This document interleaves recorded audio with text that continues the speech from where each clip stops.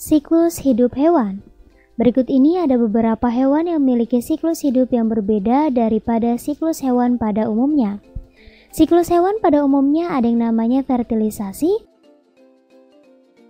Fertilisasi adalah peleburan antara sperma dan ovum. Kemudian akan terbentuk yang namanya zigot dan akan berkembang menjadi embrio. Kemudian akan berkembang menjadi hewan muda. Kemudian akan berkembang lagi menjadi hewan dewasa dan juga akan melakukan fertilisasi, membentuk suatu siklus yang terus berjalan terus-menerus. Kemudian ada hewan yang satu siklusnya itu memiliki dua perkembangbiakan, diantaranya adalah satu generatif, dua vegetatif.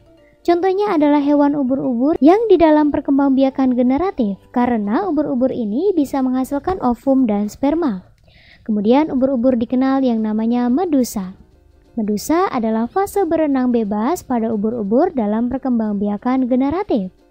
Kemudian ovum dan sperma akan mengalami fertilisasi menjadi zigot, kemudian akan berkembang menjadi larva.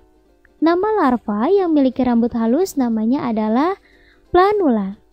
Maka larva planula itu akan menjadi skifistoma yang berbentuk seperti tumbuhan dan akan menempel pada substrat di dasar laut menjadi skifistoma.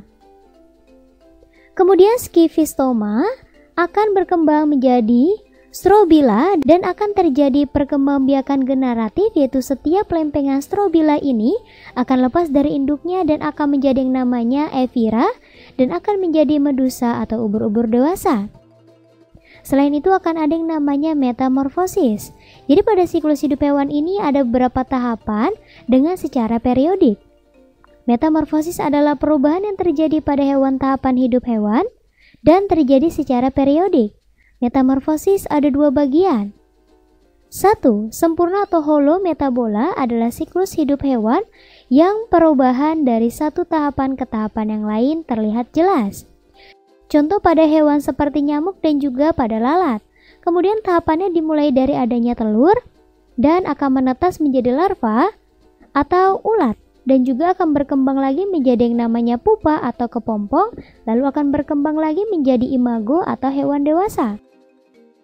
2. Tidak sempurna atau hemimetabola adalah siklus hidup hewan yang perubahan dari satu tahap ke tahap lain atau juga tidak terlihat jelas.